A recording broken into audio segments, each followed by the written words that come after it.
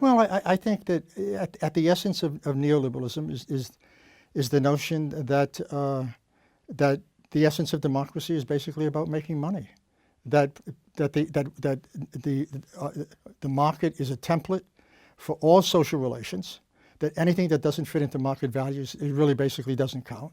That there's a massive transfer of public wealth to private hands. There's an ongoing attempt to privatize almost everything. There's an attempt to deregulate business. There's an attempt to basically hold back all those institutions and organizations that speak to the public good, whether we're talking about education or we're talking about unions or we're talking about social provisions.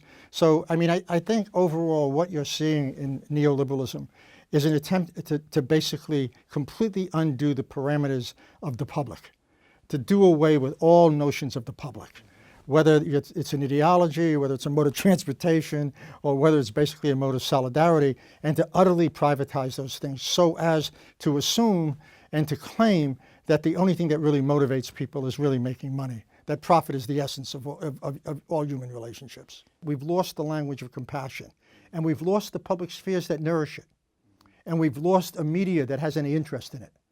In a world in which sovereignty is now corporate rather than political, and corporations define values, and corporations define social relationships, and corporations define what matters in life. What matters is money. So you get sick, I mean, I'm going to reward the person who works for me in my insurance company for making sure you don't get the treatment you need because that's going to save me money. Somehow economics now drives politics, and economics has completely divorced itself from any sense of ethical considerations and social cost. Young people are basically in a position unlike they ever have been before. I mean, given what is the social disinvestment in young people that's gone on since the 1980s, is really quite remarkable. I mean, in my vocabulary, I call it a war on youth. And the war on youth takes two forms. There's a hard war and a soft war. The soft war is the war of endless commercialization and commodification. Kids are treated as commodities. They're told that the only thing that really matters is buying and selling. They're bombarded every day by an ideology in multiple forms, on multiple platforms, that tell them that self-interest is the ultimate interest, and that what really matters is buying and disposing goods, and advertising goods, and branding themselves. The hard war is a war in which increasingly what we find are kids being punished in ways unlike we've ever seen before. We have the school-to-prison pipeline where you've got endless numbers, and when I say kids, young people, I'm talking about low-income, poor minority students. These students have become disposable. And as a disposable population, there's almost no investment in them except basically to get them out of the way, put them in schools that basically contain them, and once they get out of those schools, then they find themselves basically in what we might call the mass incarceration state.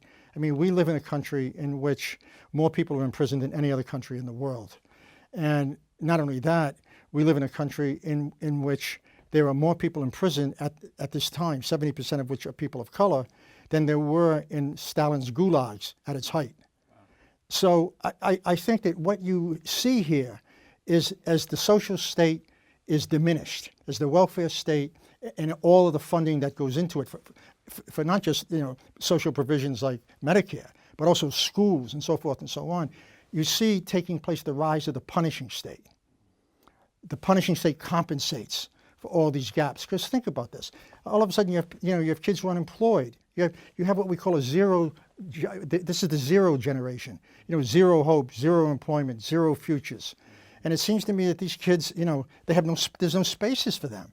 And the only spaces that we find for them, the default space, has now basically become the prison. So you have something called punishment creep, where the model of the prison now begins to seep into other institutions. And you see it particularly in schools around zero tolerance policies, where kids are being, cops, there are more policemen in schools than there are teachers. And what you see is kids being handcuffed, put in the back of police cars for violating dress codes or for doodling on their on their desk. We're not talking about 17-year-olds. We're talking about 10-year-olds. What kind of language nourishes the notion of civic life? What kind of formative culture has to be in place? What kind of public spheres have to be available? I mean, what kind of institutions have to provide support for people to be critical, to engage in dialogue, to participate and believe that what really matters is not only a sense of self, but a sense of social responsibility? And increasingly what we've seen for the last 35 years is an ideology that had basically completely undermined that sense of social responsibility. I mean, think about it. I mean, we have right-wing Republicans in the United States Congress and in Senate saying things like, kids who get free lunches in schools should be forced to work. We have people saying that, grasping onto this logic of rabid individualism and individual responsibility and this absolutely eviscerated notion of freedom, right? It's freedom from, not freedom to, right? Freedom is a negative force, right? That people are ultimately responsible for their own fate, as if larger structural forces don't exist, as if the problems that people face, for instance, massive pollution, is caused by me, and not by the major corporations. And so there's what we've seen disappear in this discourse, which is to me the essence of the problem, is an inability to translate private troubles into larger structural public considerations. We have no way of understanding that link anymore, because what we've done is we've defined freedom in a way that suggests it's the freedom to do anything you want and screw everybody else. We've defined self-interest as the ultimate measure of what it means to take responsibility for yourself. We've made the claim that social responsibility is a pathology. But what you really need is, you need a new birth. Right? I mean, we need somebody else. I mean, we need a party that really says, hey, look, we don't believe society should be defined by corporations. We don't believe in this massive inequality in wealth and income. We believe in justice. Justice is something that shouldn't be bought. Everybody should have the basic social provisions that expands the possibility for their own agency. Everybody. That's a social issue. That's not just an issue of individual responsibility. So I think we have to draw a new map. We have to, in some way, embrace a new set of policies. We saw hints of that with the Occupy movement. We saw hints of it with the Quebec student movement, this year. We see hints of it in the No Idle movement among indigenous populations in Canada. And I think that that's a long march to the revolution, to the institutions. It takes time.